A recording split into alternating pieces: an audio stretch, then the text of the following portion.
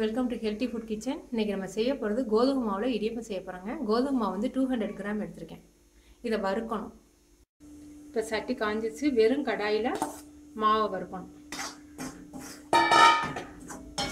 மாவை ஒரு 5 நிமிஷம் வருங்கங்க. நல்ல அந்த கோதுமை ஸ்மெல் வரும். கோதுமை ஸ்மெல் வரும்போது இறக்கிடுங்க. இப்போ வந்து நான் தண்ணியை நல்லா பாயில் பண்ணி வச்சுருக்கேங்க. பாயில் பண்ணி வச்சதை இதில் கொஞ்சம் கொஞ்சமாக ஊற்றி பிசைங்க.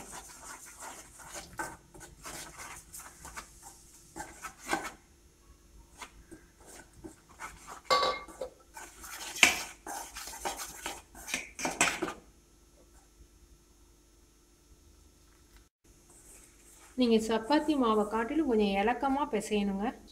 கொஞ்சம் கொஞ்சமாக பாயில்டு வாட்டர் ஊற்றி கொஞ்சம் கொஞ்சமாக ஊற்றி பிசைஞ்சுக்குங்க. கடைசியாக ஆயில் கொஞ்சம் ஊற்றணும்.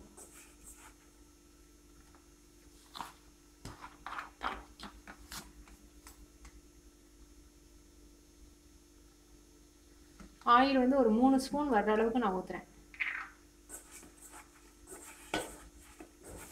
ஆயில் ரொம்ப தேவையில்லை, ஒரு 3 ஸ்பூன் போதும்.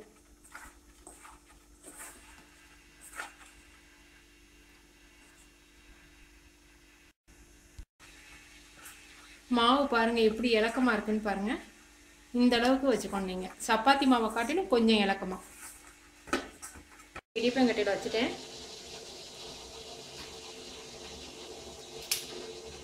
நீங்கள் கொஞ்சம் தண்ணியை கூட விட்டு இலக்கமாக பிசைஞ்சுக்கினீங்கன்னா இன்னும் கொஞ்சம் ஈஸியாக புளிய வரும். ஒரு தடவை நீங்கள் புளிஞ்சிட்டு நல்லா வெந்த பிறகு தான் அடுத்த கட்டையை புளியணும். நீங்கள் உடனே எல்லாத்தையும் மொத்தமாக புளிஞ்சிங்கன்னா மாவாக இருக்கும், வேகாது. ஒவ்வொரு கட்டையாக புளிஞ்சு வேக வைங்க. இப்போ வந்து இப்படி தொட்டு பார்த்தீங்கன்னா நல்லா வெந்தது உங்களுக்கு தெரியுங்க. இதை வந்து இட்லி தட்டுலேருந்து எடுத்து ஆற வச்சுருங்க.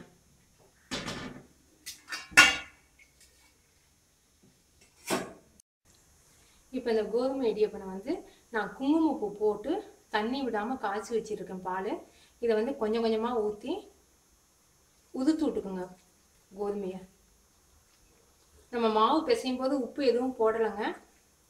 அதனால் இப்போ நம்ம வந்து குங்குமப்பூ போட்டு தனியாக பால் காய்ச்சி வச்சுருக்கேன். இதோட நான் சீனி சேர்த்துக்க போகிறேன். நீங்கள் தேவையான அளவுக்கு பால் சேர்த்துக்குங்க.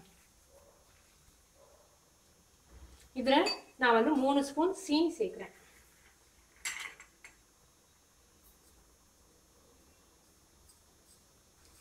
நீங்கள் டேஸ்ட் பார்த்துக்கிட்டு சீனி மேற்கொண்டு போட்டுக்கோங்க. இது தேங்காய் பூ கொஞ்சம், தேங்காய் பூ ஒரு 3 ஸ்பூன், நெய் வந்து 1/4 டீஸ்பூன்,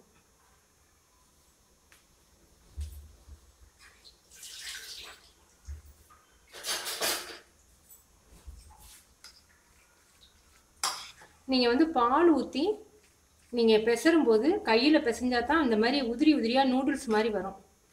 ஸ்பூனில் பிசைஞ்சிங்கன்னா கொஞ்சம் கொல கொலன்னு போயிடும். உங்களுக்கு பால் எவ்வளோன்னு தெரியாது.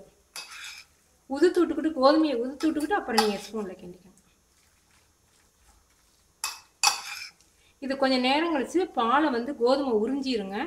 அதனால் நீங்கள் வந்து தேவையான அளவுக்கு திரும்ப பார்த்து நீங்கள் பால் தேவையான அளவுக்கு சேர்த்துக்கோங்க. இப்போ உங்களுக்கு கோதுமை இடியப்பம், ஸ்வீட் இடியப்பம் ரெடி ஆயிடுச்சுங்க. நீங்கள் செஞ்சு பார்த்துட்டு உங்கள் டேஸ்ட் எப்படி இருக்குன்னு எனக்கு கமெண்ட் சொல்லுங்கள். தேங்க்யூ.